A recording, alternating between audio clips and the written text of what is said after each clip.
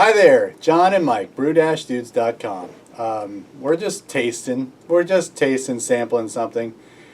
So last year, almost to the day, This makes me happy. I made, well, it was my first attempt at making a sour beer.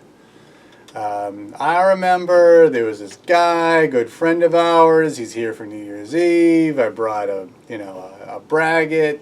He's like, "You have anything sour?" I said, "No." He's like, "You need to bring something sour." And so I said to myself, I'm going to show that guy. And so I brewed this. This is just a Lambic. A straight up Lambic. Nothing, I've not done anything with it. But simple recipe, actually brewed with extract in this. Put in a plastic bucket, even though everyone told me not to put in a plastic bucket because of all the oxygen it's gonna permeate, and it's gonna make it totally like vinegar or whatever. But this is a year old almost, and I just pulled out a little sample so you and I could taste it and see if it's sour enough. I'm happy about that. And see what you. So this was hit with a sour beer blend. So a couple of strains of bacteria. Brettanomyces is in here. I think I hit it with just an open dry pack of Safe Ale 05 to kind of get it going. And it's just been sitting in my basement, just tucked away for a very long time, doing its thing.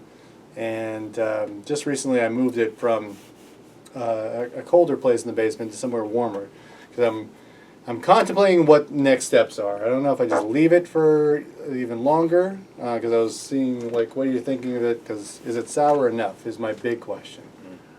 So here we go. This is it. This is it. I mean, there is some major funky vinegary aromas coming out of this. When I lifted off the lid, there was still kind of white, powdery looking, it looked like mold on top of it. The pellicle wasn't... Was it thick or was it thin, okay. but kind of snowflakey looking. Have you looked in it before? Maybe at the 6-month mark. Was there anything on top of it? No, it was not that. Okay, so your pellicle might just kind of starting to come. Maybe. The aroma that I get off of this, right off the top, is there is definitely, just when I was just sitting here, I'm definitely getting, in a lot of sour beers, I get an aroma that I kind of liken to cherries. It's a little bit of like, so just the aroma coming off of it from a distance, I could tell, okay, this is sour. There is something going on here. Something wrong here. And then when I really smell it and dig into it, it definitely has that, there's a little bit of a bready, earthy, wood-like aroma.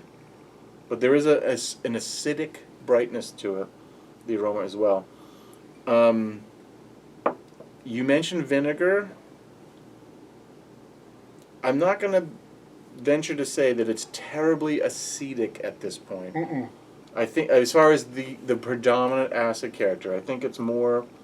It's more bready. It's a little cleaner than that. I think that it is... it's not as vinegary as I think...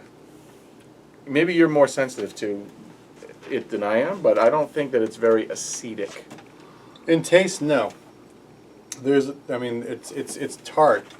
I'm just saying that on the aroma, that's what I was getting. So, in the taste of it, I definitely get like a slight astringent wood-like quality. There's no wood in this yet, right? Nope.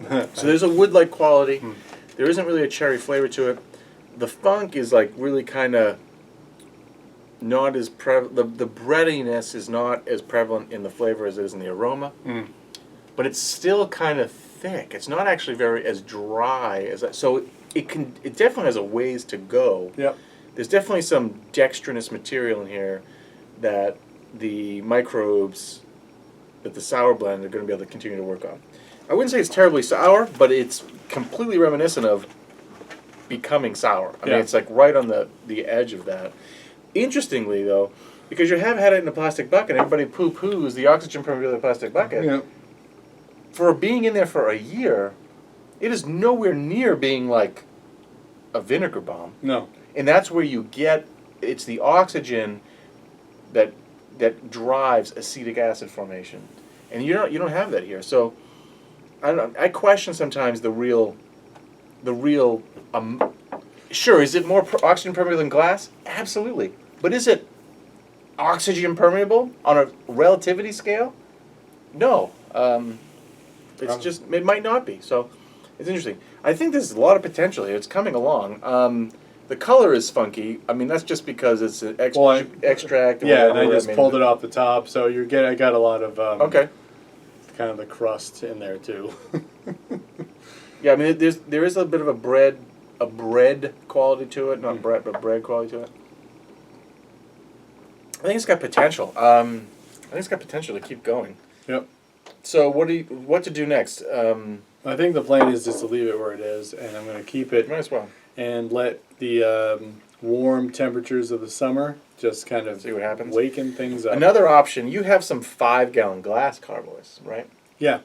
I mean, you could rack this to a 5-gallon glass carboy and take a lot of the headspace out of it. That transfer alone, you'd pick up some oxygen, which kind of reawakens some of the microbes. Mm-hmm. And, you know, it might start to flourish that way. Then what... I like it. I think the potential is there. It's going to come. I think it's going to come. You know, also another thing you could do too would be to get a commercial sour beer. Yeah. And then we dregs. we can drink that and pitch the dregs when you rack. Okay. Because that's what I'm planning on doing. Because I have a Flanders that really it's nowhere near this yet. I mean, this is barely sour. Yeah. This could just taste like a bad pale ale, like an infected pale ale. But because we know what we're doing here, as far as what the goal is, it's definitely got the Brett. There's some PDO quality there. Meaning there's a lactic quality, and there's a subtle acetic acid quality there too. But if you pitched some dregs into it, it might help move the process along a little bit more too. I don't know. I mean, the bucket's working for you. I mean, you've got a pellicle coming, so why screw it up, right? Yeah. My Flanders, it's nowhere near this, but I think the reason for that is because I pitched a saison yeast, and that saison yeast has ripped through everything. It's already at 1004. Wow. There's really nothing. There's very little left for the bugs for the microbes to work on. So I'm going to pitch into that some dregs. And I bought some maltodextrin. Yeah, powder, see that? So. I added a little bit of maltodextrin to this, and that's why there's probably doesn't feel as thin as it should be. It's taking some time, but I think it is slowly creeping in the right direction. All right, well then that settles it, because I had some thoughts, but if you thought it was ready, you could even just buy another package of like Rosalaire or something and get that lively and put that in. Yeah. You've got in the bucket. You've got plenty of headspace to go. You could probably just start. Yeah, I sure do.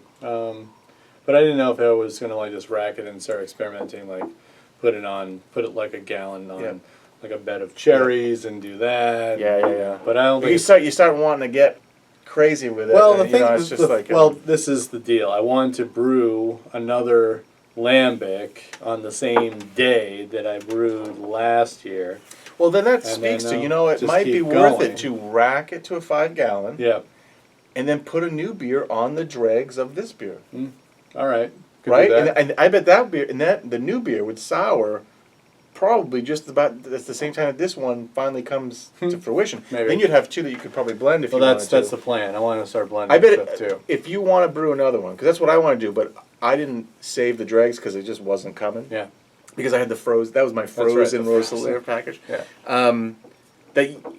Brew up, do something else and put it on that, and then, maybe move the other one over. All right. Because you're just barely starting to get it sounds like you're just at the beginning of the pellicle coming. So you might as well just rack it out. Yeah. Maybe. It's up to you. It's your beer. I don't know. I don't know because I didn't really check I didn't look at it all that much, so I don't know if there was a pellicle and this is just the remnants of it or what. Yeah. You know, I don't know. Hard to say. Hard to say, but I think that we're gonna just keep it there. I don't see and maybe it's getting a little long in the tooth for this video, but do I buy another 5-gallon carboy? Because the one thing I'm really afraid of is I'm going to infect my equipment, and I'll never. If you have the glass ones, you'll be fine. Okay. You'll be fine. Oh, yes. my Hefeweizen? Yeah. I fermented that in the bucket that I did the primary ferment of the Flanders in. Now, granted, my Flanders hasn't soured. No. But the microbes were in there, Yeah. and that beer came out fine. There was no sour. We'll talk about it in 6 months. Right? Yeah. Well, right. When So you have- hopefully we drink it faster. Yeah, I think that's the case. But you're right. But in a glass or stainless, I wouldn't worry about cross contaminating. Then I'll just put it in the glass and be done with it. So. Yeah. Right on. All right. So that's it. Experimentations in Lambics. Still need some time. I thought that by a year. I can't believe it's been a year, but it. I can't believe it's been a year.